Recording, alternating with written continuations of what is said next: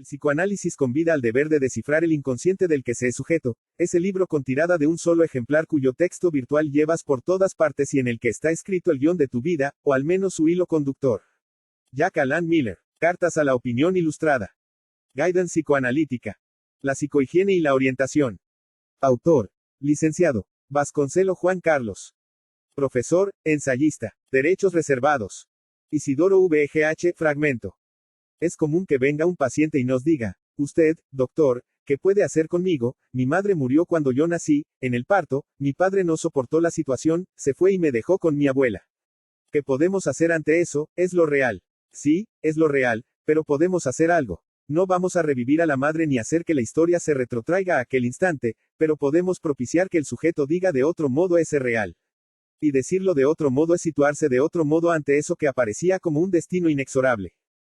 La guidance psicoanalítica consiste en la orientación deconstructiva, como psicoanálisis brevísimo, y como asesoramientos respecto de la vida emocional, sexual, de parejas, familiar, etc., a partir de modelos explicativos y de intervención psicoanalíticas, en sus cruces con otras ciencias humanas y sociales para acceder a un enfoque interdisciplinar donde la orientación posee su propio campo de intervención a partir de aportes que se resignificación en un plano superior y en concordancia con la demanda de un sujeto, pareja, familia, etc. No puede ser sino un campo de interciencias, al cruzar conocimientos, métodos, técnicas y concepciones no solo del psicoanálisis en sus diversos enfoques y vertientes sino con aportes de la etnopsicoanálisis como cruce entre psicoanálisis y cultura, el sociopsicoanálisis como cruce entre psicoanálisis y sociología como en Erich Fromm y Gerard Mendel, así como la historia, la antropología cultural y social, la epistemología, la filosofía social, entre otros. Digamos entonces que la guidance psicoanalítica constituye un modelo de paradigmas múltiples. He así, un paradigma de orientación y asesoramiento interdisciplinar que no se puede reducir a una ciencia como el psicoanálisis ni mucho menos a la psicología o la sociología porque interesa a conocimientos y aportes de interciencias. El cruce de conocimientos y descubrimientos posibilita el conocido, salto de calidad, donde los conocimientos se resignifican en un nuevo plano y desde una nueva perspectiva. Es decir, consideramos al psicoanálisis en sus limitaciones para explicar el nivel humano de integración simbólica para enlazar sus aportes a los de otras ciencias, como la sociología, la antropología, etc., a los fines de asesorar de una manera integral, aunque, por supuesto, sin afán de sistema más que como momento lógico, en que retomamos los aportes particulares de cada ciencia aunque como fragmentos de conocimientos que requieren resignificación en el concierto de las ciencias humanas y sociales. Es decir, la guidance psicoanalítica rompe con el narcisismo disciplinar y el autismo profesional para considerar los asesoramientos desde enfoques interdisciplinares.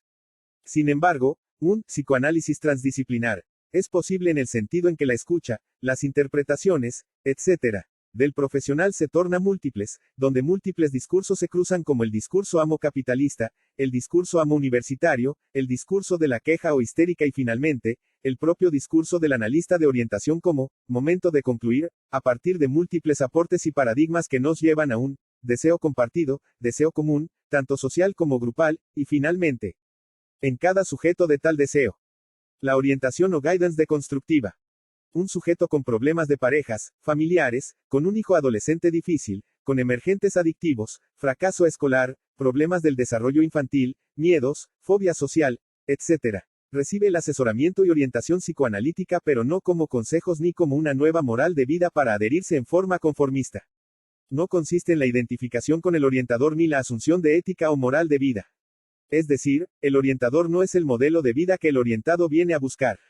Por el contrario, consiste en una orientación deconstructiva en el sentido en que aplicamos también la sociología clínica de Gaulehac buscando conocer la otra historia, la historia ignorada como verdadera historia inconsciente del sujeto.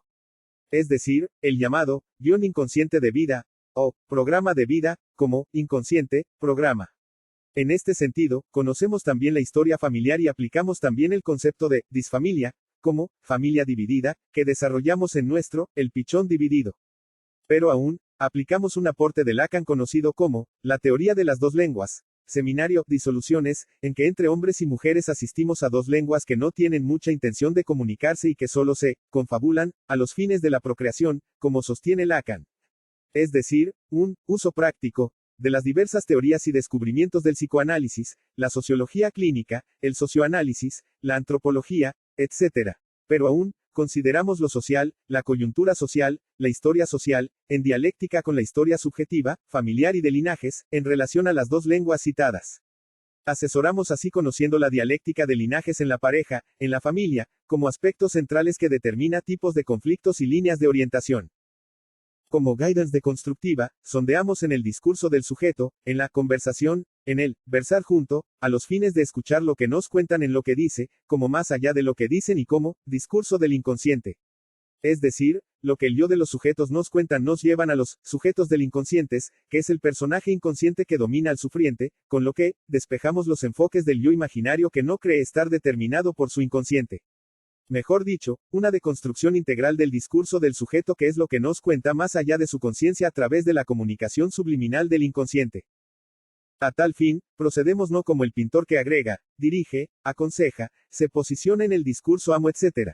Para proceder como el escultor y mejor, como un co-escultor, que a través de la doble escucha, de lo que se versa en forma conjunta como conversación, y la escucha en el plano subliminal del otro discurso, el del inconsciente saber, como saberes no sabidos y olvidados que ofician de guión de vida, y que marcan el compás de una vida. Es decir, procedemos a buscar en el discurso del sujeto, en la novela familiar, como su versión de la familia, su guión de familia, así como en el caso de problemáticas de parejas, vamos más allá de la novela de parejas, para captar la pareja inconsciente. Una orientación, más allá de la conciencia.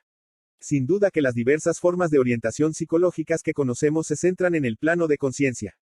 Es decir, la superficie del aparato psíquico y la razón de ser de una guidance psicoanalítica radica en poder establecer el efecto de perspectiva, en que consiste el reposicionar al sujeto respecto de sí mismo y su inconsciente. Es decir, la operatoria de descentramiento del mismo del yo o de la conciencia como centro de la subjetividad. De percibirse como autónomo y con pleno control de su vida, el sujeto ahora puede conocer que en verdad es la marioneta de su inconsciente y que desconoce profundamente las razones que lo motorizan. Sabemos que el psicoanálisis maneja dos concepciones del aparato psíquico según Freud, a. El primer modelo compuesto por el inconsciente, el preconsciente y la conciencia, como la mejor conocida. El B, o segundo modelo de aparato psíquico es la que se compone del yo, del superyo y el ello, también conocida. Sin embargo, a medida que desarrollemos este ensayo, vamos a analizar también la propuesta de Jack Lacan y su concepto de sujeto, inconsciente estructurado como una lengua o lenguaje, entre otros. El inconsciente emergente, como campo de intervención de la guidance. La orientación desde el psicoanálisis no excluye que el campo de intervención de la guidance sea la interpsiquis, como el psiquismo en interacción, como lo compartido y el concepto de Jacob Oliva y Moreno. Consideramos el inconsciente subjetivo, sea el freudiano o el lacaniano, pero en el sentido en que interactúan generando un inconsciente emergente. Es decir, si consideramos el inconsciente de un sujeto como el H, o hidrógeno y el de otro sujeto como el O, u oxígeno y los unimos, obtenemos agua. De modo que tampoco es terapia porque el punto es que si los sujetos conocen lo que les pasa, lo que los hace sufrir, podrán introducir los cambios necesarios. Tampoco excluye la práctica de la interdisciplina como la derivación, a psicólogos o psiquiatras, lo que torna operativo el proceso de orientación en el campo del sufrimiento y la enfermedad mental. El carácter de interdisciplina en su abordaje, tanto como el multidisciplinar y finalmente, con su objeto de intervención propia como transdisciplina. De modo que nos encontramos con una propuesta de interciencia, con una epistemología divergente tanto como convergente, como nos lo enseñó la epistemología pichoniana. Volviendo al tema del inconsciente subjetivo y la puesta en vida social con los demás, sabemos que la concatenación de los mismos no es sin emergentes, como nuevas cualidades, ya compartidas, como en la pareja la puesta en escena no solo del modelo inconsciente de cada sujeto sino el modelo epocal, o inconsciente social, donde constan los modelos patriarcales que necesitamos despotenciar. Una verdadera inconsciencias, que derivan en lo que se conoce como construcción social de inconsciencias, o de procesos sociales inconscientes, como funciones, roles, valores, ideales, vínculos, patrones, etc. Podemos considerar entonces que el socioanálisis transdisciplinar, tanto como el inconsciente vincular, y el de inconsciente social, constituyen propuestas del modelo así como el de inconsciente, interpsiquis, e inconsciente compartido. La comunicación en guidance psicoanalítica. Considerando el inconsciente programa como guión simbólico escrito en el inconsciente saber de todo sujeto, y que puede ser considerado también como un proyecto existencial, inmanente, que se plasma como escritura de vida en el vivir cotidiano del sujeto, que plasma su guión sin que pueda siquiera sospechar que está guionado. Es decir, la primera tópica de Freud en que podemos considerar la comunicación inconsciente, como formaciones del inconsciente, lapsus, olvidos, errores, síntomas como mensajes en el marco de un guión de vida, y la comunicación consciente, donde solo obtenemos efectos del inconsciente saber, del inconsciente programa. Nos interesa conocer el programa de vida del sujeto escrito en forma simbólica en su inconsciente. Pero aún, buscamos las definiciones sobre si en lo que dice, como más allá de lo que dice, y que conocemos como anagramas verbales, como texto dentro del texto. Tales definiciones de su fantasma, como delimitaciones de la realidad, es donde también se autodefine, se posiciona como sujeto ante los demás, ante el mundo y donde podemos considerar las razones de lo que hace, siente o dice. Lo que nos cuenta es ya una novela subjetiva, una novela de pareja, de familia y donde debemos despejar el guión de vida, el guión de pareja, así como el guión de familia que busca instalar desde un deseo siempre insistente.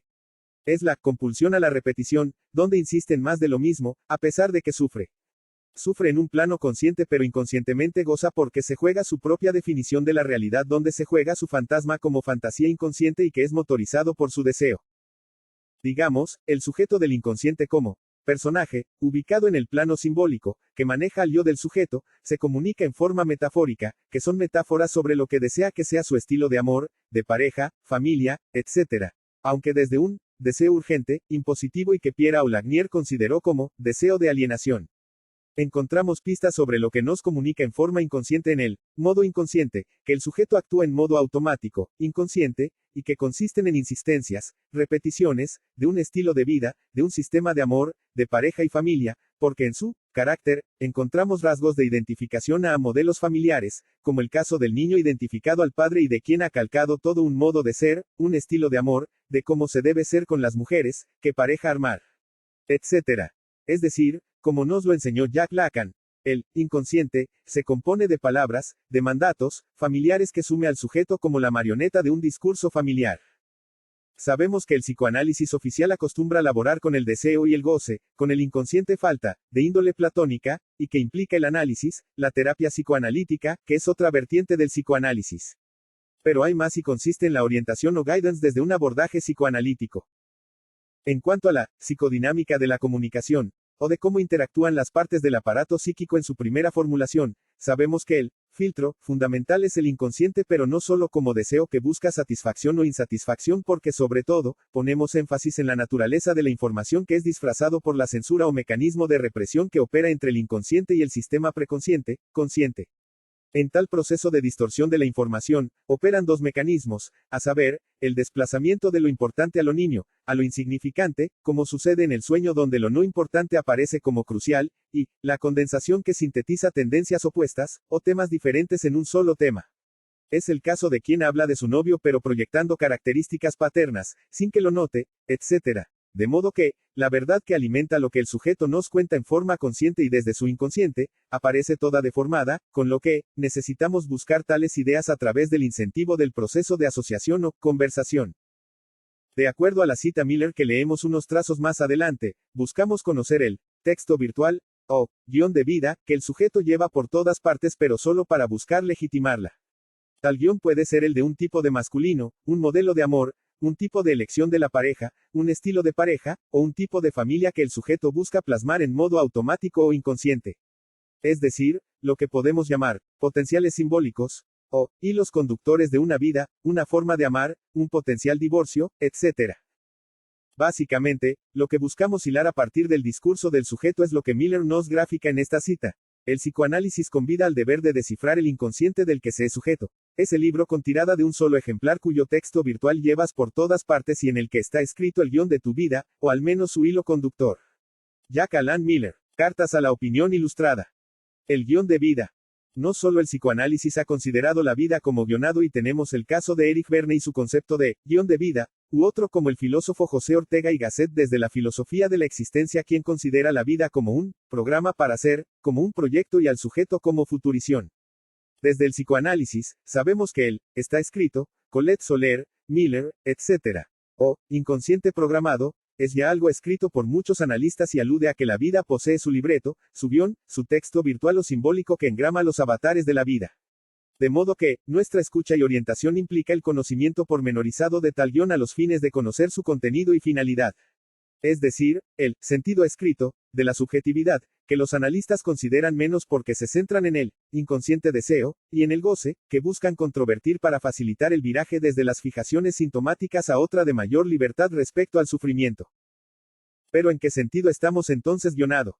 El concepto de repetición viene a nuestra ayuda para decirnos que el sujeto repite sus modelos identificatorios, la serie de modelos vinculares que porta y que toma como configuración de un destino, como en el caso de Edipo y su trágico destino o del caso del hombre de las ratas, que repite en forma similar la historia paterna no solo en la colimba sino en su estilo de amor. Oscilar entre una mujer pobre y otra rica, del que enferma de neurosis por la imposibilidad de la elección, dice Freud.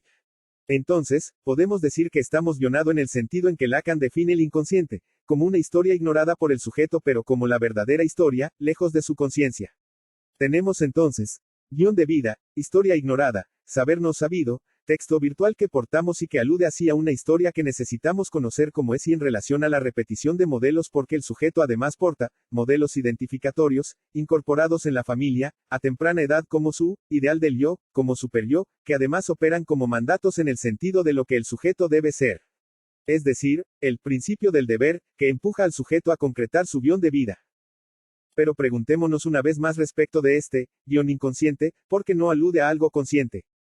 Se compone principalmente de saberes, de recuerdos, de momentos, acontecimientos contados por el sujeto desde el rol de víctima, distorsionado además por el recuerdo encubridor, con lo que, cuando escuchamos, debemos despejar la novela de vida, que es el relato de su guión inconsciente, compuesto sobre todo de identificaciones y saberes no sabidos, que necesitamos conocer sus modelos fundantes así como los dichos proferidos por sus referentes familiares. Es decir, el inconsciente saber que contiene los preceptos, modelos, ideales, mandatos, prejuicios, etc., de la familia del sujeto. Es decir, buscamos conocer lo escrito del inconsciente, como texto que leemos dentro de su discurso y que aluden a los modelos de amores transmitidos en la familia, donde la identificación juega su tiempo así como de saberes respecto de temas cruciales como debo ser en el amo, la familia, la sexualidad, etc., etc. Un sujeto que se pregunta sobre qué historia le tocó en suerte. ¿Cuál es la pregunta que nuestro sujeto formula en el drama de su existencia?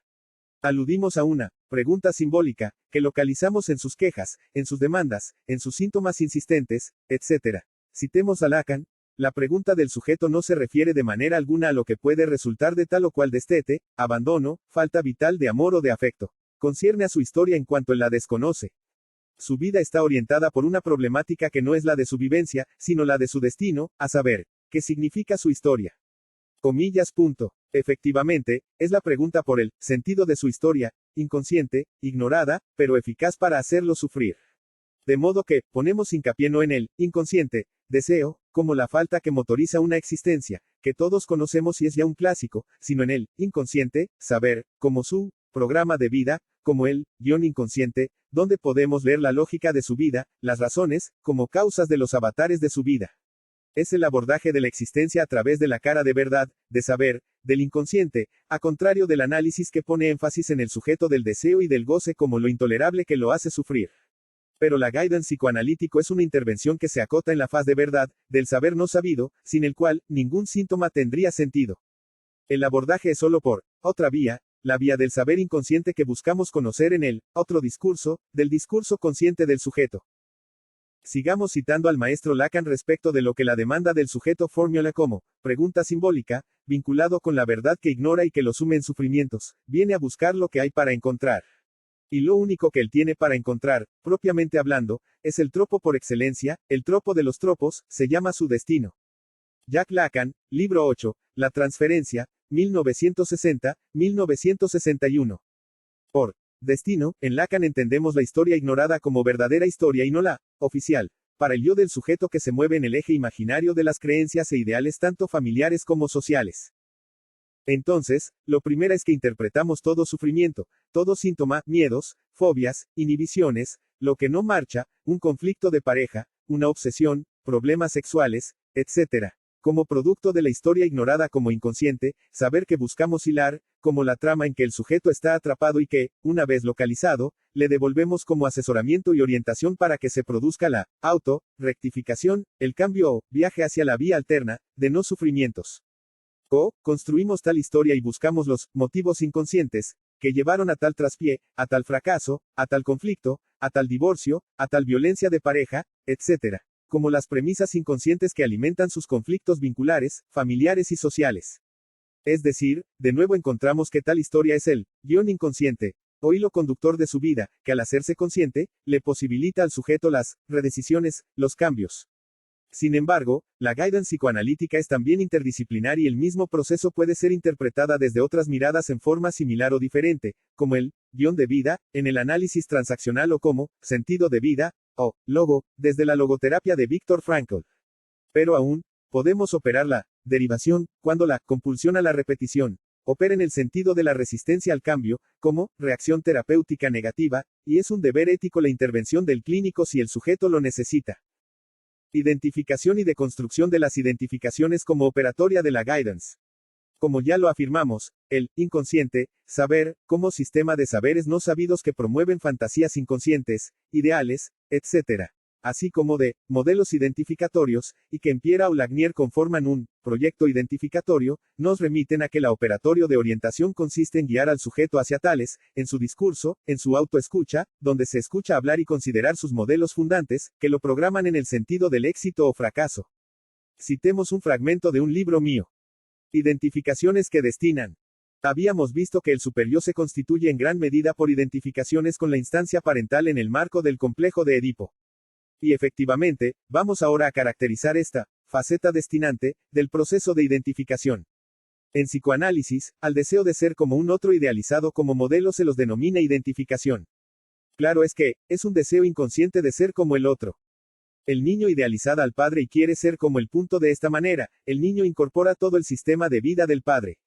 Las reacciones paternas, sus emociones, fantasías y deseos deducidos por el niño, son asimilados al yo del individuo. De la misma manera, el chico incorpora las faltas paternas, su estilo de relación con la madre, y todo lo inherente a su historia, que quedará encriptado como destino personal.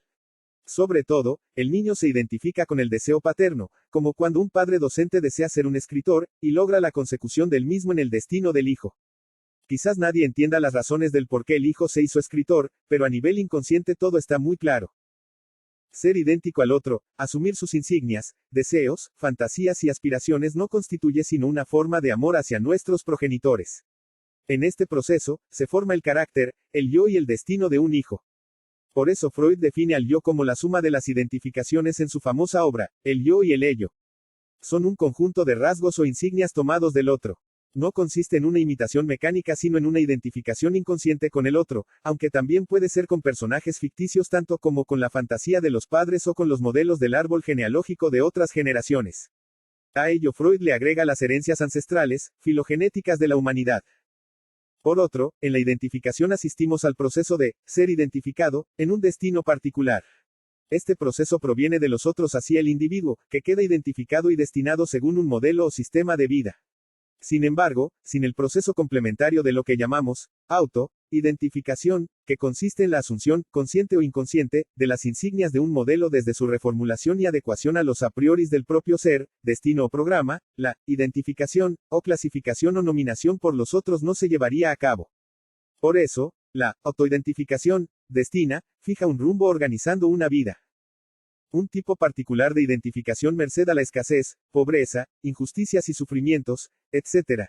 Es lo que podemos llamar identificación finalista, u orientada según propósitos o metas específicos.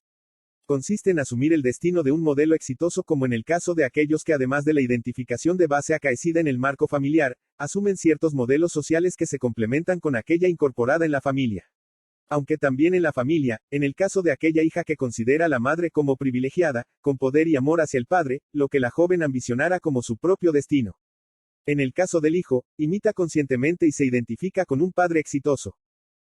Sin embargo, la identificación, guía, o fundamental proviene del linaje familiar, de la línea paterna o materna, y que permiten orientar la búsqueda del propio destino. Un chico destinado a hacer el bien difícilmente se identificará en forma sustancial con villanos. En términos freudianos diríamos que en esta identificación alcanzamos la meta deseada en forma sustitutiva al identificarse con modelos felices.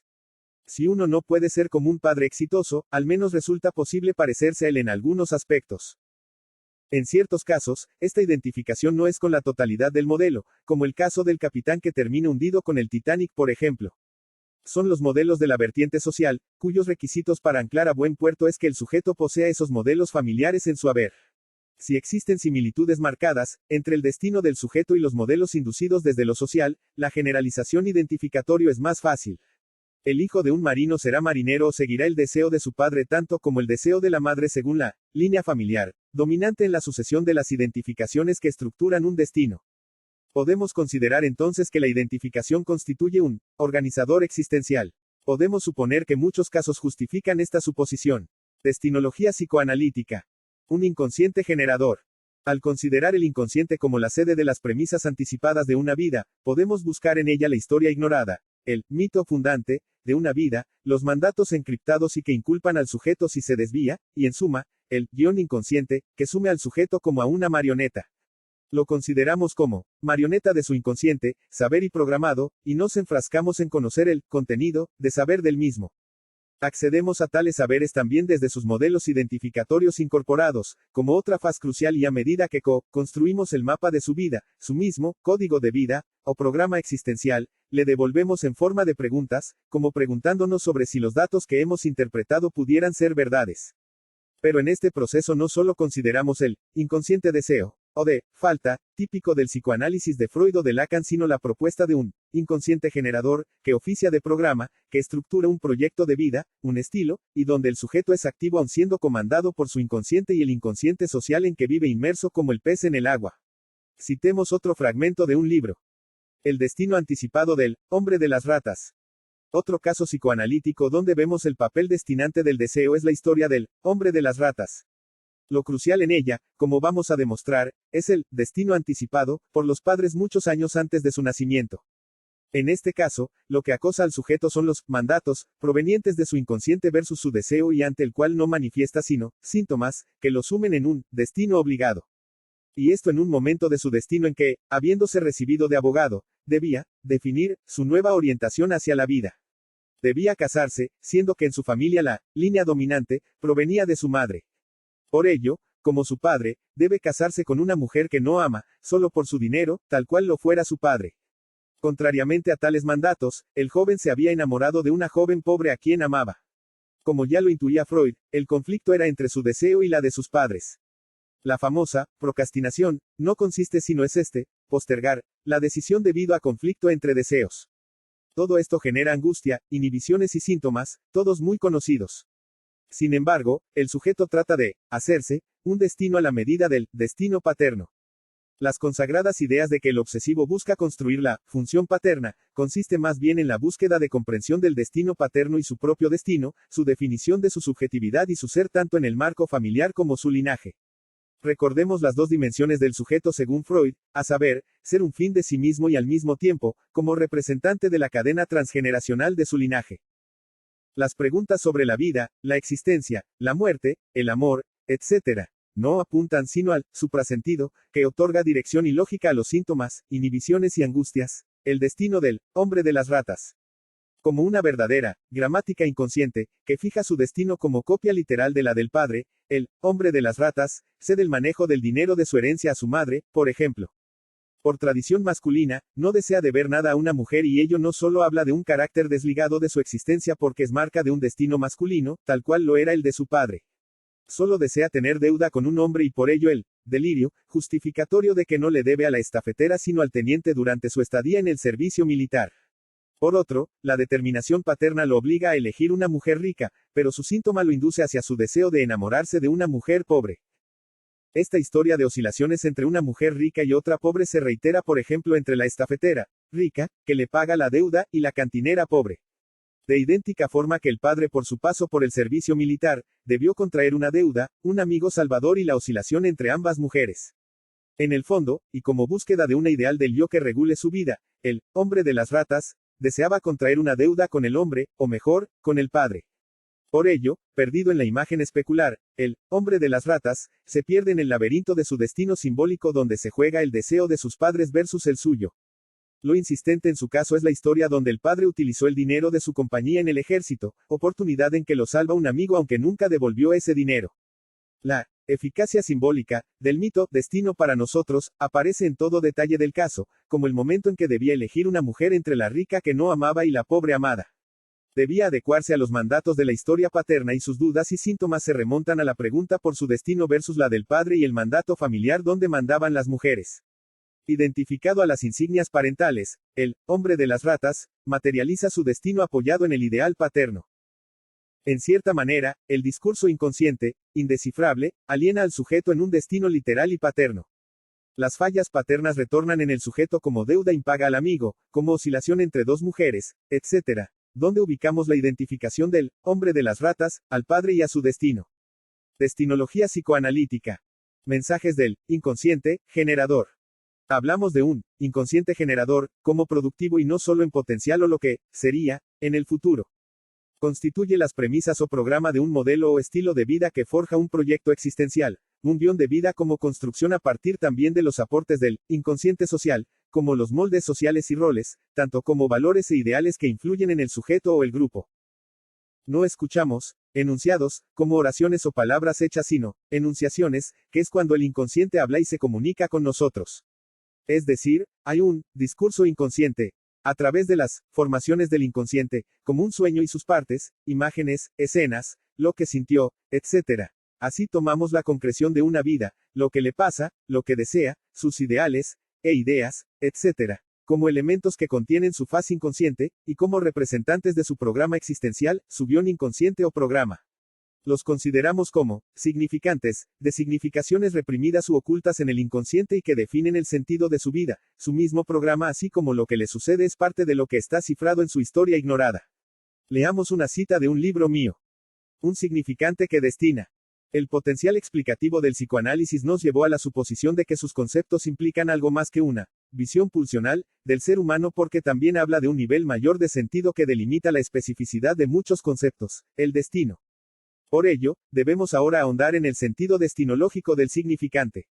Por ello hablamos de una destinología psicoanalítica, y ello nos lleva a una cita con Lacan y su propuesta sobre el significante.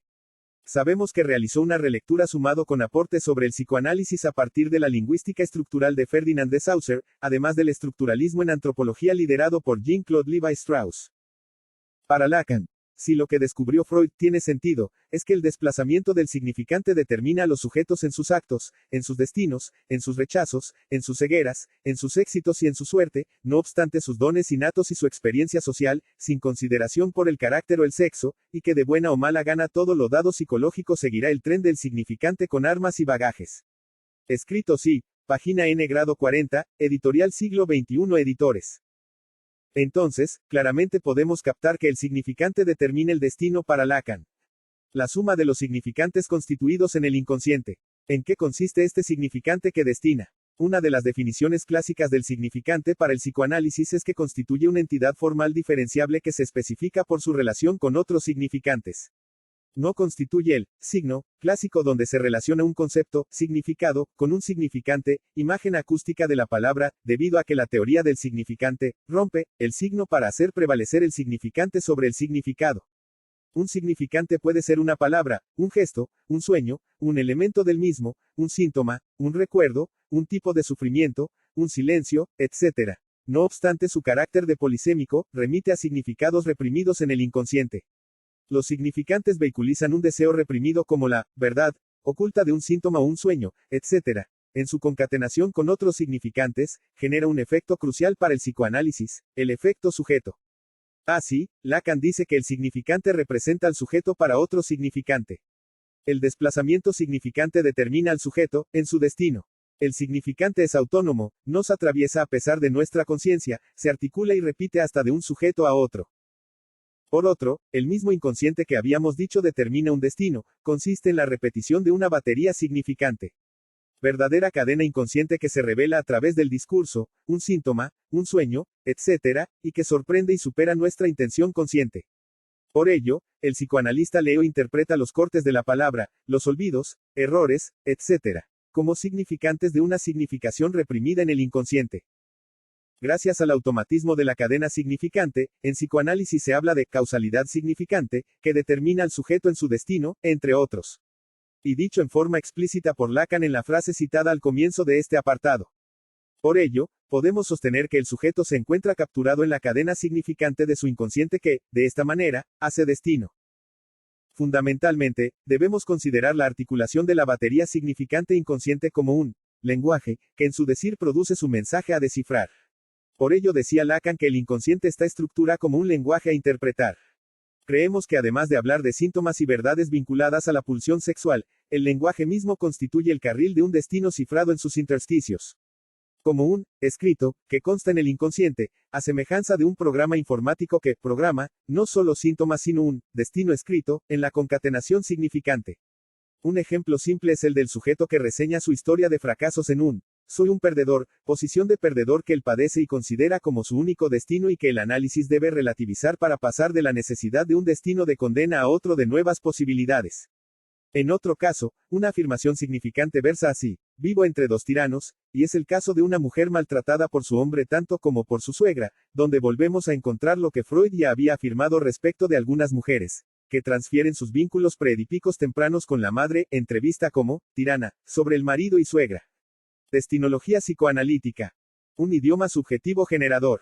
El idioma que somos encuentra su expresión en las elecciones y usos de objetos que a él se ofrecen disponible en el medio. Boyas, 1989. Para el psicoanalista Christopher Boyas, somos un idioma que se expresa en cómo vivimos, nuestras elecciones, ideas, ideales, vida emocional, etc. Es decir, para orientar a un sujeto necesitamos conocer el idioma que habla.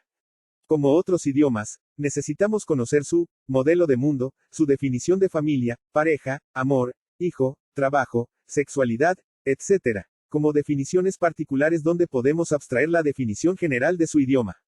Es decir, tomamos sus definiciones de diversos temas como su vocabulario y diccionario existencial, para poder encontrar el nombre de su idioma, que es la nominación de su vida.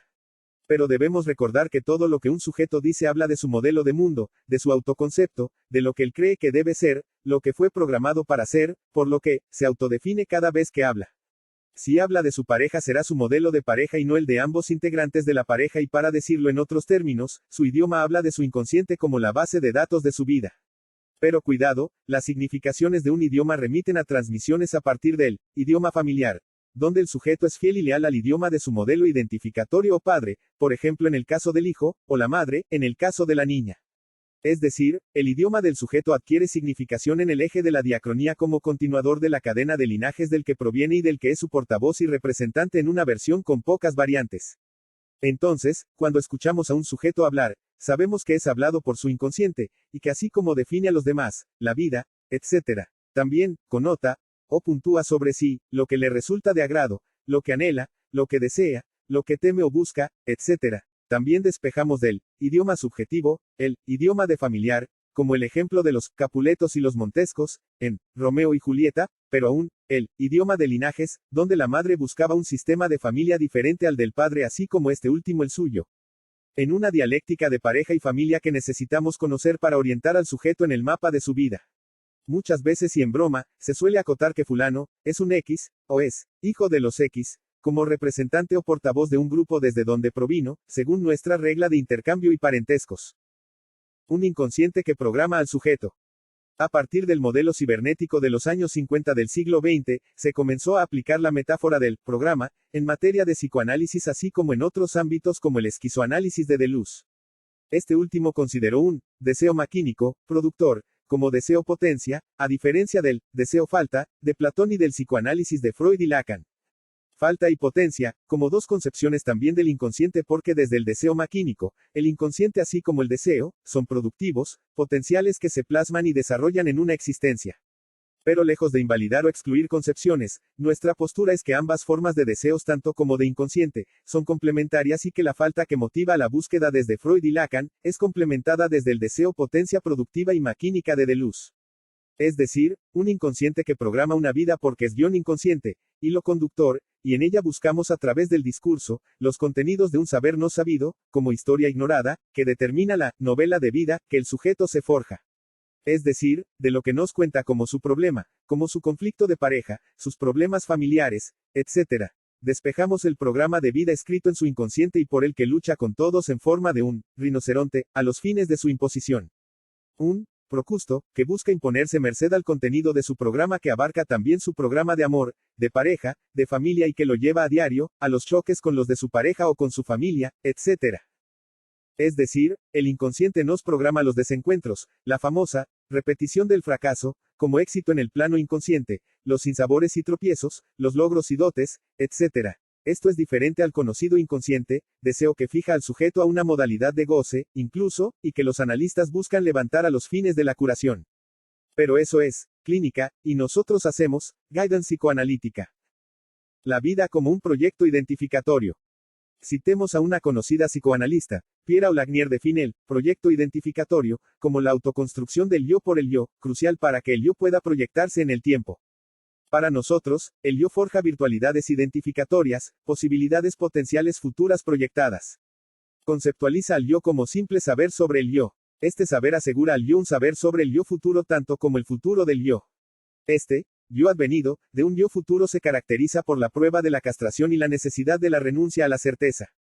Y precisamente, el yo representa lo que espera devenir como esperanza básica. El proyecto es la posibilidad de acceder al futuro con un pasado compatible con la misma. Proyecto que otorga lugar al tiempo y la historia en el destino del sujeto. Los enunciados identificatorios en su conjunto, la identidad del yo y su futuro. De esta manera, el yo está constituido por un proyecto identificatorio fundados en enunciados que sobre el mismo profirieron los otros significativos. Así, el yo aparece como historiador de sí, apropiándose de un proyecto identificatorio considerando el no retorno de lo mismo desde el principio de cambio. Gracias al complejo de Edipo, se separa el yo del ideal como fisura y prueba de la castración necesaria. Así, el ideal considerado por el yo, supone un estado potencial en el yo actual sobre el futuro. Esa potencialidad identificatoria, como sentido de un proyecto por advenir, es lo que suponemos como destino escrito, en el yo desde un desarrollo de la propuesta de Pierre Aulagnier. Por otro, nos habla de la anticipación materna, a través de enunciados identificatorios como sine qua non de lo que deberá advenir. Por ello, la determinación simbólica de las propias identificaciones halla su lógica en el inconsciente de los padres. Por ello, el narcisismo del yo supone la separación entre el yo y el otro primordial como índice de exterioridad necesaria. También debemos considerar la separación posterior al Edipo entre ser y tener, entre lo que el yo deberá advenir y los objetos de elección. Primero, el niño incorpora una historia relatada sobre él y que reformula según sus vivencias tempranas. Pero lo decisivo es que el conjunto de los enunciados le posibilitan armar el rompecabezas de su proyecto identificatorio. Es decir, necesitamos conocer el proyecto identificatorio de cada sujeto porque su programa, su norte, su guión identificatorio que le pauta los avatares de su vida. Son modelos incorporados en su grupo primario y que le delinean un ideal del yo o lo que debe ser en el sentido de modelo ideal a perseguir. Se compone de enunciados de los padres que operan como imperativos o mandatos. El proyecto es lo que el sujeto busca ser, su referencia interna y para localizar tal proyecto lo encontramos siempre en devenir y por advenir, en el sentido de que es algo incompleto que busca completarse. Un programa incompleto y generador. Las mayores hazañas del hombre las debe a la penosa sensación de incompletud de su destino. Madame Staël, 1985. En Guidance tratamos con el inconsciente, programa y generador, el que pauta una vida, o al menos, su hilo conductor, como guión inconsciente, que contiene además otros modelos identificatorios que dominan al sujeto. A. Un modelo de familia. B. Un modelo de familia desde cada línea familiar o linaje, donde la madre defiende y busca instalar su propio sistema de vida, de amor, de pareja, todo. C. Un modelo de pareja proveniente de la familia de origen. E. Un modelo masculino o femenino, entre otras posibles elecciones. F. Modelos de fracasos como un divorcio programado, violencias de parejas, incestos, abusos, conducta delictiva, etc. Como males de archivos. Podemos encontrar ideales, valores, reglas, normas, costumbres, etc. Todos programados. Por lo que, vemos al sujeto en la tarea diaria de instalar su programa de vida, su inconsciente saber, sus modelos incorporados a título de modelos identificatorios. Es por lo tanto, un programa incompleto que busca completarse, merced al sentimiento de incompletud del deseo falta, que empuja a la búsqueda. De modo que, escuchamos un programa que se encuentra en un momento dado del proceso de instalación, de concreción, como intentos que el sujeto toma por su cuenta, en el marco de su pareja y familia, donde obtiene resistencias y facilitadores, pero como es un modelo egocéntrico, su modo de ver las cosas, el amor, la pareja, su mismo, guión de pareja, y que conocemos como, pareja inconsciente, etc. Choca con las pretensiones de los demás que se encuentran en la misma senda. Es así como lo escuchamos y orientamos hacia sus modelos identificatorios, a los fines de la despotenciación, al posibilitar el pasaje de lo imaginario de su mirada y sus puntos de vista subjetivistas, hacia la simbolización de todo eso vía la palabra, la conversación, el versar junto con fines elaborativo. La desidentificación de un estilo y guión de vida. Orientamos al sujeto respecto de su inconsciente, respecto de su guión inconsciente, como hilo conductor de su vida, y que opera como motivación inconsciente, como premisa inconsciente del que el sujeto es la marioneta. Es así, marioneta del inconsciente familiar, y sus modelos simbólicos para ser, en el sentido no ontológico sino como ideal de subjetividad, modelo de amor, de pareja, de búsqueda de éxitos y fracasos, como los que triunfan al fracasar, del que nos hablará Freud respecto de varios tipos del carácter descubierto por el psicoanálisis. Es también la víctima de sus modelos inconscientes, de sus roles inconscientes, de sus valores inconscientes, que se activan cada vez que el sujeto interactúa, piensa o siente.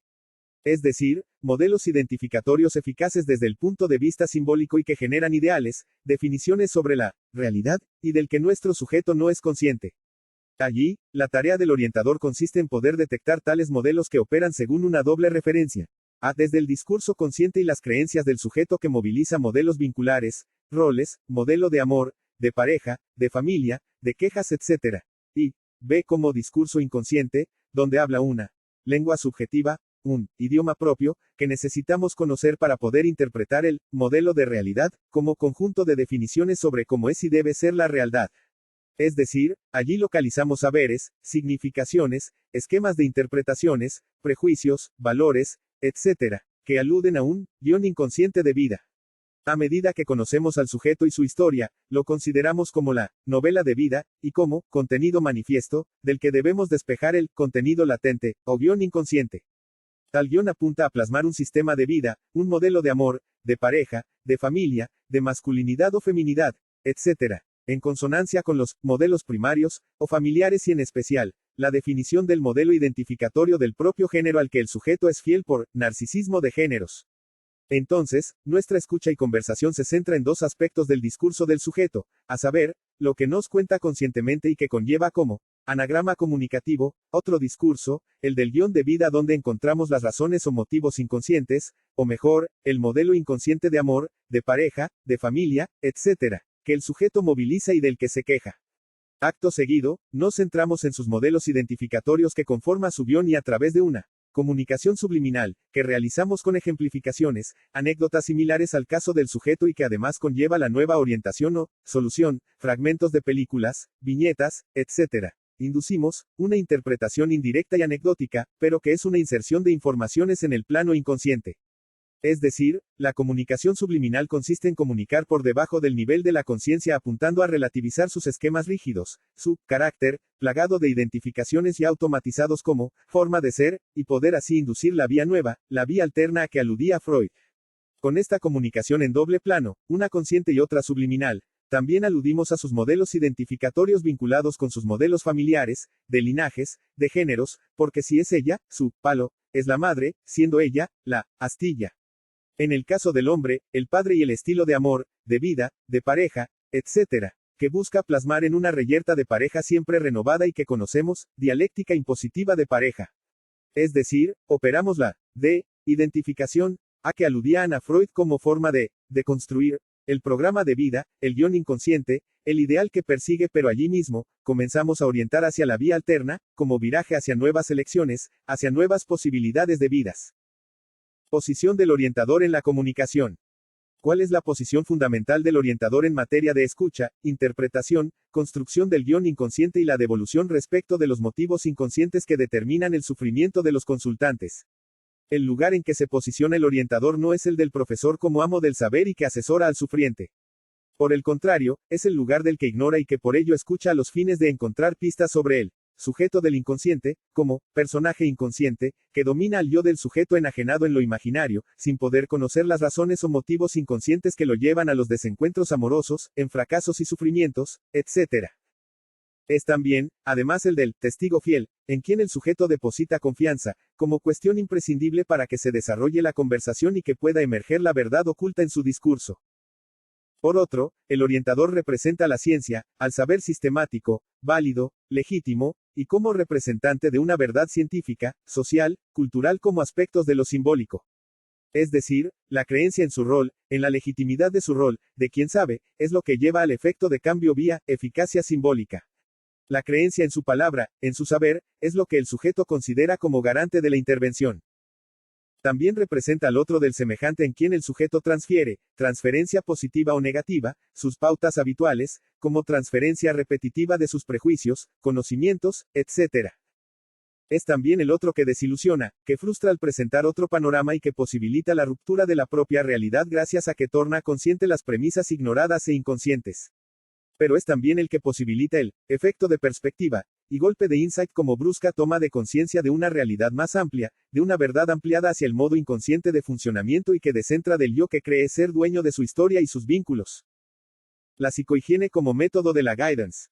Podemos citar a dos psicoanalistas respecto del concepto de psicohigiene. Una es Anna Freud, quien en su El psicoanálisis y la crianza de los niños, nos habla de la necesidad de higiene psíquica, como orientación respecto de las necesidades de los niños en materia de desarrollo psicosexual, control de esfínteres, miedos, autoerotismo, vida emocional, etc., y como forma de limpieza del campo vincular para facilitar el desarrollo de los niños. Sin embargo, podemos considerar otras referencias, como las no evolucionistas, en el momento de asesorar, por lo que, solo citamos los hitos en materia de psicohigiene. Por otro, en nuestro país, José Blecher que hasta tuvo la cátedra de psicohigiene, y que consideramos como aporte en el tema. Es decir, la orientación a la madre respecto de las necesidades, desarrollo psicosexual, miedos, momentos de crisis, etc., implican un esclarecimiento que facilita el campo de desarrollo de los niños. Lo mismo decimos de adolescentes o de casos de discapacidad, autismo, adicción, hiperactividad, tercera edad, etc. Porque el conocimiento de los procesos, sobre cómo suceden las cosas, facilita decisiones para el viraje hacia vinculaciones más positivas. Es decir, la psicohigiene asesora y orienta para brindar un contexto facilitador, una madre facilitadora, de condiciones y estímulos para que el niño crezca en salud mental como así la función paterna, entre otros. Un método de crianza muy punitiva, o muy anárquica, o posesiva, facilitando la dependencia, llevan a incentivar la dependencia, los miedos, traumas, accidentes, etc., que vía psicohigiene buscamos evitar. Es decir, la psicohigiene es también preventiva. También amplía el campo de conocimiento respecto de los niños, adolescentes, adultos, tercera edad, adictos, niños hiperactivos, etc., al ampliar la mirada acotada y familiar de ciertos problemas y con el aval de la ciencia que brinda sus descubrimientos al servicio de la salud mental. En definitiva, el proceso de higiene mental o psicohigiene como método de abordaje en la orientación, es la administración, gestión de conocimientos, técnicas, ludoterapia, psicodrama analítico, primeros auxilios emocionales, técnica que innovó la propia Anna Freud, etc., a los fines del ambiente facilitador, del que nos hablaba Winnicott y poder así garantizar una estructuración subjetiva o constitución subjetiva en el sentido de la salud mental. El encuadre de la tarea de orientar y orientarse en una problemática. El encuadre de la tarea implica las entrevistas preliminares y la doble empatía, además de conocimientos técnicos sobre dinámica de la transferencia, interpretaciones, construcciones, devoluciones, reencuadres e intervenciones en el plano de la comunicación subliminal, entre otros. Todo sujeto relata su historia como una novela subjetiva, donde despejamos el guión inconsciente, como su verdadera historia inconsciente e ignorada. Es decir, escuchamos no solo en el eje imaginario del yo del sujeto que nos cuenta su versión yoico de lo que padece. En el otro eje, el simbólico, tenemos los mensajes del inconsciente, las significaciones, saberes no sabidos pero del que es hablado, trasvasado, dominado, dirigido, etc., con que construimos el guión inconsciente. Si es una madre también escuchamos al niño y al padre, en un desfile familiar, necesario si el caso lo amerita en función de lo que no marcha o síntoma. En el caso de los padres vemos también el guión inconsciente de parejas, de cuyas diferencias podemos tener un niño problema.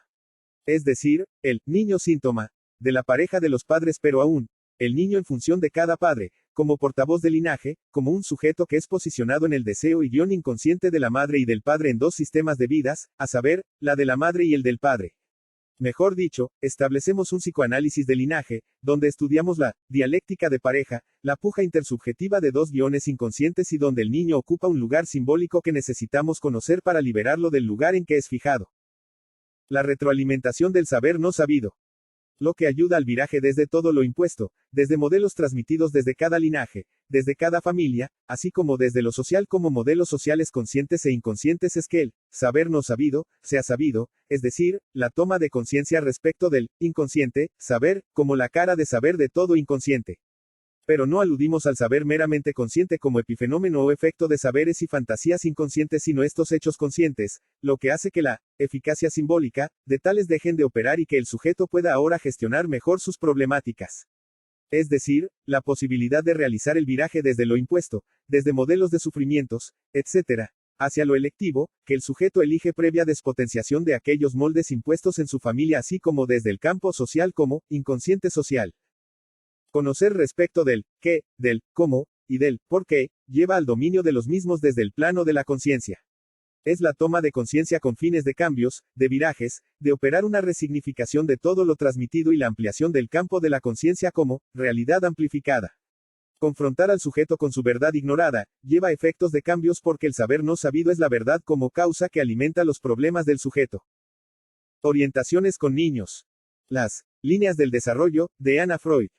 Son los progresos esperables de cada niño según edad y fase de desarrollo psicosexual, por ejemplo, aunque también en relación a los demás, la escuela, los amigos o grupos de pares, logros intelectuales, entre otros. De modo que, observando al niño, viéndolo jugar, considerando sus producciones escolares, etc., más el discurso de los padres sobre el niño, podemos tener un estimativo de sus logros y dificultades. Por supuesto que es comparativo de los logros ideales de un niño de su edad. Por ejemplo, un niño de la edad escolar, ya debería controlar la micción, esfínteres, etc., y lograr cierto grado de autonomía en relación a ir al jardín o a la escuela, pero si aún mantiene la fobia escolar, significa dependencia, y la línea hacia la independencia sería la orientación a los padres. Es decir, utilizamos el eje, dependencia, independencia, en todos campos. Primero es el andamiaje adulto que lo guía en todo, pero luego el niño debe poder realizar muchas cosas solo o en grupo de pares, pero desde la autonomía que es siempre relativa. Acudimos también a los prototipos de desarrollos, esperables en el eje de la regresión, progresión en los aprendizajes, lo que nos indica las líneas de orientación. Podemos considerar varias líneas. A. Desde la dependencia extrema de la madre hacia la independencia gradual y progresiva. Sabemos que si se detiene o hay conflictos no resueltos podemos orientar en el sentido en que los padres son los primeros maestros y ejemplos identificatorios respecto de las funciones y toda clase de aprendizajes.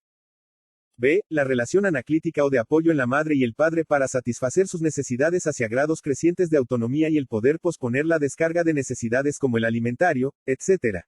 Es decir, que no sea tan dominado por el deseo, los impulsos y las emociones.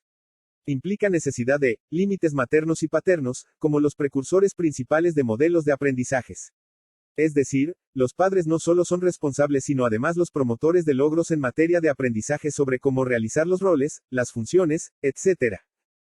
C. El control de la ambivalencia de amor y odio que el niño descarga sin mayores límites, así como el control del sadismo respecto de sus hermanos, el jardín, o la escuela, que sabemos, obtienen límites desde los padres que sancionan lo permitido y lo prohibido. Es decir, la construcción de reglas de conductas que necesitan en el marco de deseos y necesidades siempre urgentes. D. La necesidad de que la fijación a la madre en la fase edípica, como apego regular, no sea tan intensa y que el apego contenga flexibilidad, con intervención dinámica del padre que comienza a contar como tercer término, modelo identificatorio y ejemplo a seguir. E. En la fase de latencia del desarrollo psicosexual necesitamos orientar respecto del grado de control de los impulsos, la conciencia del bien y el mal o conciencia moral, la sensibilidad empática, el grado de socialización, los logros escolares, tipo y calidad de relación con los pares y que sean también participativas, etc. Los niños que no han operado la sustitución flexible de sus vínculos primarios y familiares hacia lo secundario o sociedad, suelen retraerse, son tímidos, padecen de fobia escolar, sufren bullying, etc.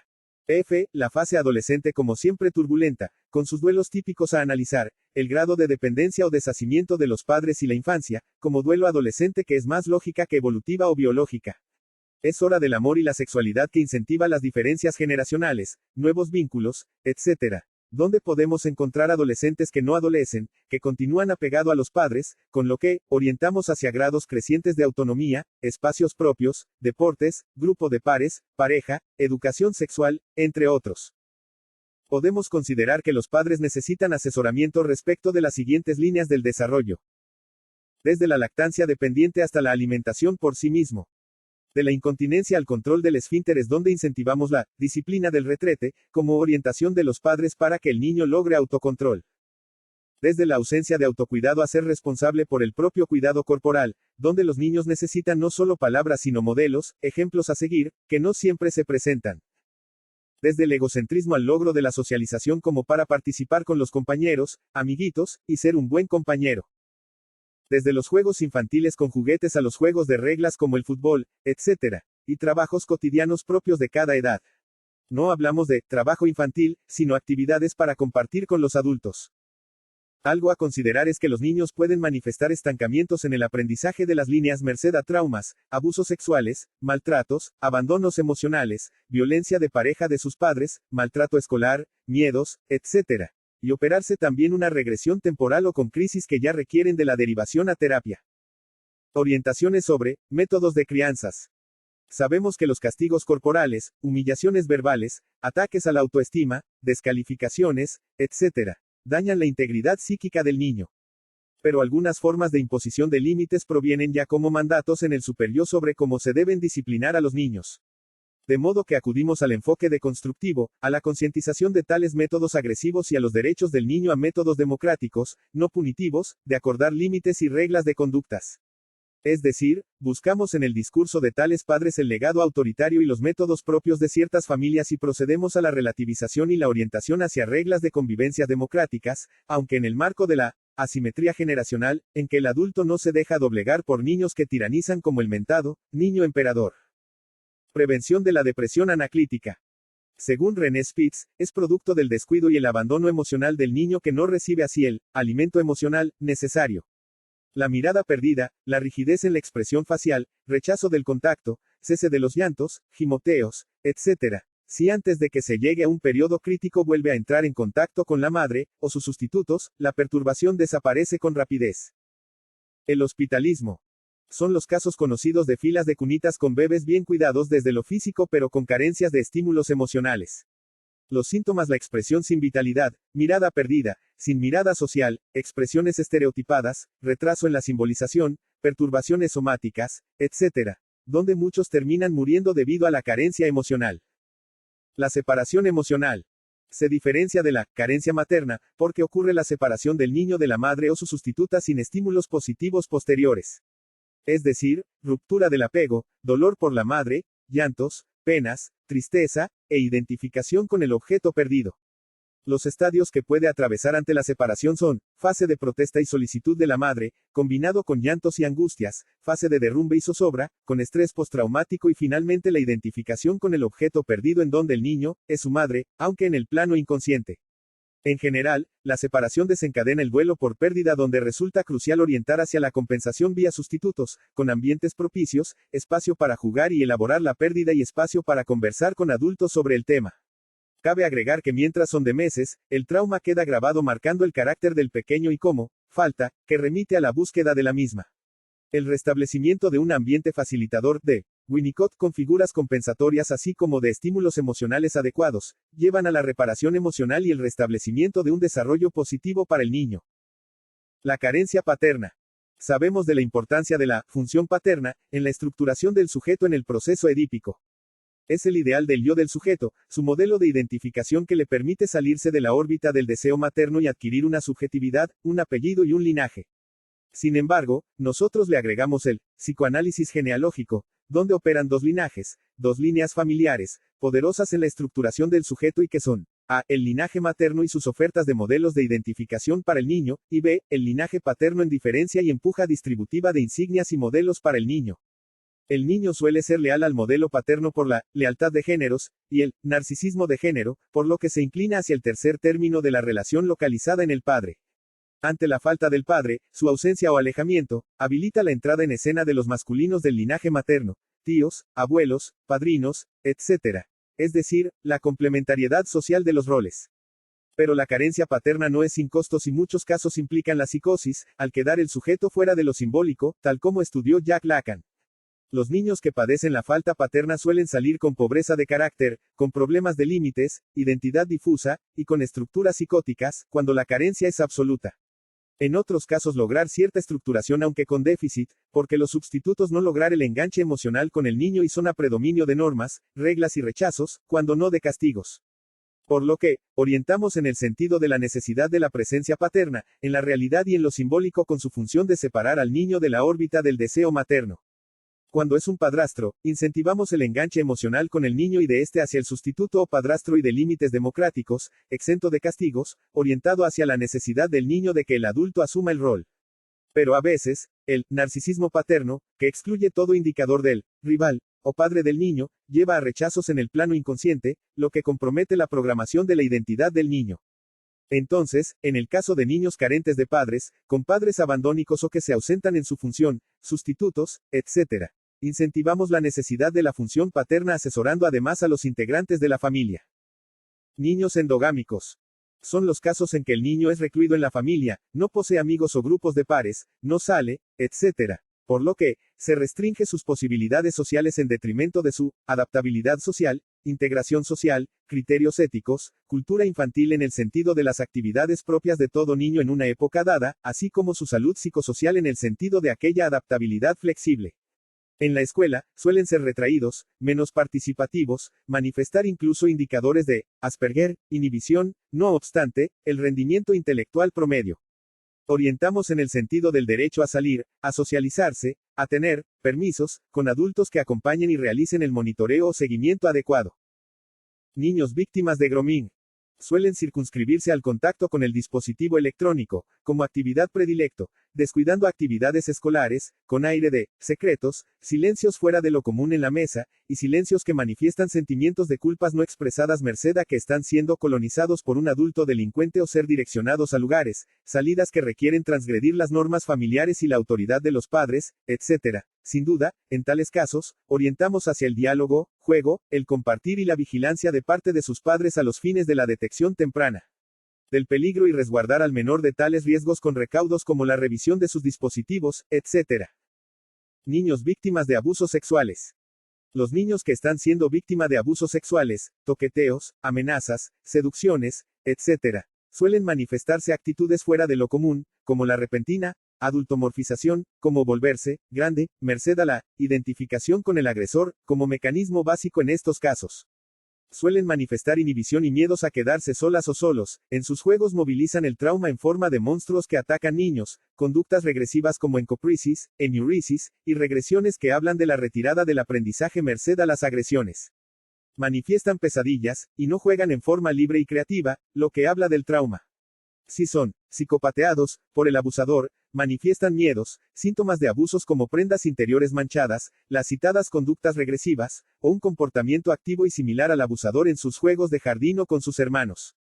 Puede también manifestar los juegos sexuales infantiles de abusos, en donde repite el abuso en forma de juegos pero esta vez con sus hermanos o primos. En todos los casos, asistimos a identificaciones al agresor, intentos de elaboración del trauma a través del hacer activo lo sufrido, y los síntomas positivos que operan como demanda de ayuda. La transferencia vincular del niño. Los niños sujetos de la orientación, suelen reactivar, manifestar, repetir y externalizar sus patrones habituales de conductas ante los adultos aunque esta vez ante el orientador. De modo que escenifica sus berrinches, desatención, hiperactividad, dependencia, seriedad, etc., ante nosotros. Es un momento de repetición de su forma habitual de ser ante nosotros y nos indica sus estilos vinculares y de comunicación en la familia así como ante maestras en lo social. De modo que allí estudiamos su grado de socialización y adaptabilidad, logros, dificultades, éxitos y fracasos, etc., según exigencias familiares, expectativa de los padres y sobre todo, sus propias expectativas. El potencial sublimatorio del niño y el perfil diagnóstico. Es la capacidad para transformar las energías libidinales en actividades creativas, culturales, la escuela, logros intelectuales, intereses, etc., que nutren la subjetividad del niño además de obtener logros culturales. A los fines de un perfil diagnóstico claro del niño, sondeamos sus logros académicos, estudiamos su cuaderno, carpeta, tipos de juegos, cantidad de amigos, intereses, predominio o no de ciberjuegos, si lee o no, miedos, preocupaciones, reproches, sexualidad infantil en el sentido simbólico de sus manifestaciones, etc. La idea es considerar al niño como foco de las proyecciones del conflicto de los padres, la identificación de género como el niño al padre y de cómo trata a la madre a partir de observar al padre en relación a la madre. O en el caso de la niña, su madre, así como las identificaciones cruzadas al sexo contrario. El niño manifiesta en sus juegos y asociaciones el acontecer de la dinámica familiar, de sus padres, si es querido o no, si hay maltrato o no, etc. El niño agresivo. Los casos en que el niño manifiesta agresividad en la escuela, con sus hermanos, como el bravucón de la casa, suelen cubrir modelos adultos propiciatorios de malos ejemplos de agresión, siendo el niño un imitador fiel de su padre, por ejemplo, en relación a la hermanita que oficia de sustituto del modelo materno sujeta a las violencias del padre. Es decir, los niños juegan a ser como los padres, como la pareja de los padres y reeditan tales escenas en sus juegos más o menos agresivos, lo que orientamos en el sentido de que los malos ejemplos tienen efectos, tanto desde los padres u otros adultos, así como el camino del diálogo deconstructivo para que el niño tome conciencia moral de lo que está permitido y lo prohibido. Es decir, no solo la función superioica del padre o la madre como represión de la agresividad, sino su opuesto como elaboración y puesta de límites éticos vía la palabra, la empatía, con espacios de diálogos y acuerdos firmes con el niño. Pero aún, orientamos hacia la sublimación de los impulsos agresivos merced a las frustraciones en actividades deportivas, deporterapia, hobbies, arte, teatros, cursos, etc. Además de las escolares aunque sin exceso de estímulos intelectuales. Niños deprimidos. Los niños suelen ser espontáneamente alegres, juegan, se centran en el espacio potencial del juego, como espacio propio, donde despliegan en forma simbólica los modelos adultos desde una versión infantil. Es decir, los juegos como procesos de metabolización y elaboración del acontecer familiar desde la mirada de los niños. Pero cuando el escenario familiar es problemático, asisten a escenas de violencia familiar, violencia de parejas, abandonos, peleas, desocupación de los padres, necesidades, injusticias, maltratos, abusos, etc. Los chicos se deprimen. Es decir, manifiestan la insatisfacción de asistir a injusticias vividas como reflejo del malestar familiar, los conflictos, etc. Y la orientación en el sentido de la catarsis y elaboración apunta a que el niño pueda verbalizar los problemas familiares que son los que determinan la depresión. En otros casos, los chicos manifiestan síntomas de depresión como tristeza, malestar, pesimismo, quejas, etc. Cuando son rechazados en la escuela, padecen bullying, desaprobación docente, desilusión emocional, o violencia escolar que no manifiestan en la familia. El niño con problemas nutricionales. Consideramos el comportamiento nutricional, el estilo alimentario de la familia como cultura familiar alimentaria, que nutre al niño de modelos alimentarios en términos de menor a mayor. Es decir, los modelos alimentarios de obesidad son introyectados por los niños como buenos ejemplos y la comida es investida como de mayor valor de lo que es y el niño se torna adicto al exceso en la alimentación. Es decir, una forma de malnutrición por exceso de alimentos como los alimentos chatarras o casos de desnutrición cuando no de bulimia o anorexia, que requieren además de la terapia porque ya se vinculan con problemas psicopatológicas. Es decir, los modelos identificatorios alimentarios nutren al niño de malos hábitos alimentarios con el compromiso de padecer obesidad o hiperobesidad. Recordamos entonces la orientación interdisciplinar derivando al nutricionista y dietólogo a los fines de modificar la cultura alimentaria en exceso que el niño ha incorporado en su familia. El caso de los gordos psicológicos es muy clara y allí rastreamos la cultura familia alimentaria así como la necesidad de deconstruir el formato familiar alimentario en relación a la pirámide nutricional, donde la alimentación equilibrada implica la dosificación adecuada de carnes rojas y blancas, frutas y verduras, entre otros. Por otro y en el plano de la conducta alimentaria, buscamos la destitución del gordo psicológico, como el personaje inconsciente que sostiene un yo dependiente de la comida para obtener seguridad y baja ansiedad. Orientamos desde un sujeto amo a un sujeto de escucha y empatía. A veces se acentúa que un sujeto, niño, adolescente o adulto, etc., sea obsesivo, o racionalizador, histérico, o quejoso, etc., pero tales corresponden ya al campo del clínico. Estamos en la guidance y nuestro rol de orientador nos lleva hacia líneas de orientación, como el pasaje desde un sujeto impositivo propio de la sociedad actual, hacia otro consensual, de escucha y empatía. Es decir, orientar al procusto, que mora en cada sujeto, como el revés del mismo, con afán de imposición, poco consensual, narcisista, y con un deseo de alienación, Pierre Aulagnier, que busca no solo definir la realidad, según su fantasía o fantasma, y deseo sino imponerla a los demás.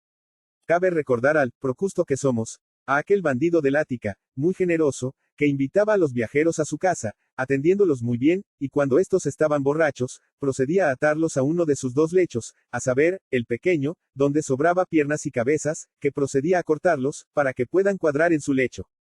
El otro lecho era el grande, donde la víctima quedaba pequeño, con lo que, Procusto procedía a estirarlo descoyuntando sus articulaciones y músculos a los fines de que cuadre en el lecho. Como Procusto, la humanidad aún no ha superado este subjetivismo impositivo radical, con afán de imposición, un deseo tiránico, que no se descentra del otro y busca imponerse en su modelo de mundo, sociedad, clase social, modelo de ser, de amor, de pareja, familia, etc. De modo que, si conseguimos que el sujeto sea consciente de su faceta impositiva, podemos lograr un sujeto que se libera de muchos conflictos, peleas, diferencias, luchas vanas, etc. que lo sumen en el sufrimiento y a los demás. Orientaciones en caso de adopción. El niño en adopción tanto como los padres adoptivos necesita conocer sobre la historia del niño a los fines de comprender muchas de sus conductas. Es decir, profundizar más allá de la novela familiar, y poder captar lo que vivió en forma efectiva, las privaciones, maltratos, carencias, logros, etc. De esta manera, podrán sincronizar la propia dinámica de pareja y familia con el nuevo integrante. A tal fin, escuchar a los profesionales y que estos orienten en tal sentido, para que el niño no sea violentado en sus orígenes, para que la nueva familia comprenda la filiación o linaje familiar del mismo para ir puliendo asperezas, entre otros. Por su parte, el niño está sometido a una dura prueba que no siempre manifiesta.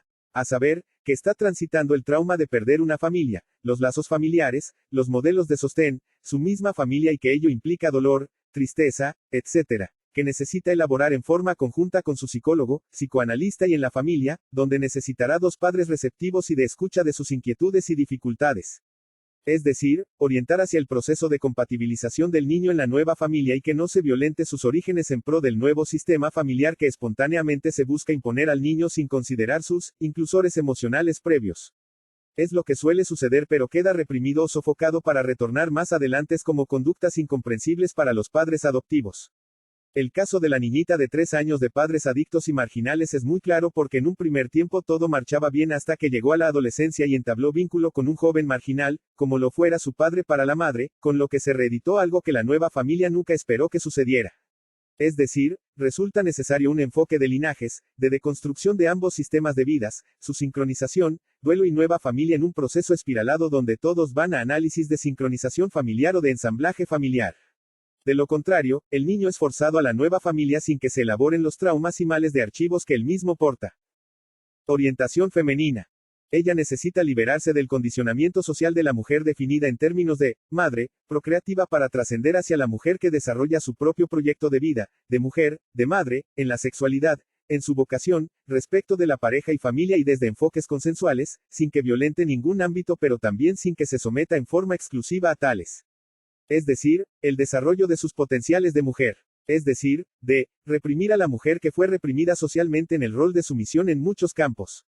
Su sexualidad fue reprimida en nombre del goce masculino y definido desde personalidades masculinas como Freud, etc. Su feminidad fue definida también como lo que no es masculino, que es un rol sobrevalorado por la industria capitalista porque genera plusvalía. Su deseo fue definida desde la privación como goce de la privación, que es la coerción patriarcal del deseo vía tabú, religión, moral reprimida, etc. Su mismo proyecto de mujer fue sometida a la de esposa, madre, mujer de, pero nunca desde un proyecto en potencial que ella pueda desarrollar sin dependencias. De modo que, orientamos a liberar a la mujer de los yugos de un modelo social que la asume en la dependencia del hombre, del molde social de familia, de la pareja, de una sexualidad que es hegemonía masculina cuando la verdad es que el amor y la sexualidad comienza en el maternaje, en el Edipo, donde el predominio de la mujer nos hace reflexionar de si asistimos a un mundo donde vemos cosas al revés. Liberar a la mujer de los moldes impuestos. Desde un psicoanálisis genealógico, que estudia los procesos de transmisión de linajes, desde el Edipo ampliado, donde asistimos a modelos persistentes, que se transmiten desde el eje transgeneracional, y que implican síntomas y estructuras que se heredan a título de herencia psicológica, y legados malditos, etc. Podemos considerar que la mujer recibe muchos modelos familiares que la condenan al sufrimiento. Desde ya un molde de mujer, de lo femenino, de sexualidad, de pareja, de amor, de síntomas, etc. A través de identificaciones y saberes que no son conscientes. Es decir, modelos identificatorios impuestos que condicionan su mismo proyecto identificatorio, si lo vemos desde Pierre o Lagnier. De modo que procedemos a la arqueología identificatoria, y la deconstrucción de tales gracias a la escucha, interpretación, etc. Es el proceso de despotenciación de modelos vía la palabra y la elaboración, la orientación respecto de los moldes que la oprimen, de lo que se queja, de las escenas que la sumen en la depresión, la angustia o la inhibición, a los fines de llevar a la conciencia tales formatos que persisten desde el pasado y como dominación del pasado. Es el caso de la mujer cuya sexualidad ha permanecido recluida en los mandatos maternos y familiares, sin que pueda comprender que el escenario de su sexualidad ha permanecido limitada a los moldes familiares y de la madre, que es la referencia emocional fundamental pero que ella ignora. Orientaciones sobre la pareja inconsciente. Un síntoma típico en la actualidad es que lo que no marcha aparece en el eje de los vínculos, en lo intersubjetivo, como las reyertas de parejas. Para el sujeto, la misma conformación de la pareja se tiñe de angustias y anhelos, depositando en el amor toda la ilusión de felicidad. Pero por el grado de alienación emocional de todo ser humano, que desconoce los móviles inconscientes de sus problemáticas, la pareja aparece como el campo de tensiones, discusiones y luchas cuyas causas ignora. Es que las mismas se ubican en la puesta en escena de la pareja inconsciente, que opera como modelo a seguir, como premisa inconsciente que alimenta los desencuentros en el amor. Tal estilo vincular, modelo de amor y guión de pareja, arraiga en dos elementos a saber. A. Un modelo de pareja, amor y sexualidad que ancla sus raíces en el modelo precursor de la pareja de los padres. Es decir, un modelo identificatorio de pareja, que opera motivando la búsqueda de ser en el amor. El sujeto busca plasmar tal modelo como voluntad inconsciente, en modo automático, sin que se percate de sus moldes inconscientes. Conocer la naturaleza de tal pareja inconsciente, en el discurso del sujeto, en su novela de pareja, resulta crucial para despejar el modelo y guión de amor. Es decir, indagamos a qué modelo de amor y modelo de pareja está identificado. Tal identificación es motorizada por el narcisismo de género, como fidelidad al propio género, y en el caso del niño, el modelo de amor de su padre, del que es la astilla, en un formato parecido. Tal modelo inconsciente de amor comanda sus pretensiones en la pareja y opera como la óptica con que juzga su pareja y el comportamiento de su partenaire. Un verdadero mandato de cómo se debe ser y amar en la pareja. Por lo tanto, un imperativo tiránico donde se excluye la propuesta de amor del otro que es reducido a la propia visión. De allí la importancia de conocer la novela de pareja, y despejar la pareja inconsciente, y el guión de pareja, que es la verdadera historia que el sujeto busca instalar y del que es la marioneta en el campo del amor. De allí también la necesidad del proceso descrito por Anna Freud como desidentificación, a los fines de despotenciar la eficacia simbólica de la pareja inconsciente y liberar al sujeto hacia un amor más libre. Por otro, b. Saberes ignorados sobre el devenir de su pareja inconsciente, de su guión de pareja, de su modelo inconsciente de amor y que necesitamos despejar también de su novela de pareja, que es la historia astuta y autojustificativa que el sujeto nos relata. En definitiva, las identificaciones tanto como los saberes, vienen vinculados en la verdadera historia de amor, que el sujeto busca instalar y que porta aspectos negativos, como un modelo de amor violento, impositivo, como síndrome de Procusto, y que el sujeto se empecina en instalar. Por otro, la necesidad de detectar y despotenciar la identificación al modelo social de pareja, la pareja patriarcal, que ambos actualizan como inconsciente, J.L. Moreno, y que consta como modelo social de amor en el inconsciente social, Socioanálisis T. Vasconcelo. De modo que no consiste en que el sujeto se identifique con el orientador y su hermosa pareja exitosa, sino la deconstrucción de todas sus identificaciones alienantes y que comanda sus violencias de parejas. No consiste en aconsejar, pintar un mejor modelo de pareja, ni inducir otro modelo externo porque calibramos, o sincronizamos, al sujeto con su modelo inconsciente de amor y una vez que lo haga consciente, puede elegir los cambios necesarios o seguir perseverando en ser a través de un modelo negativo de amor conato.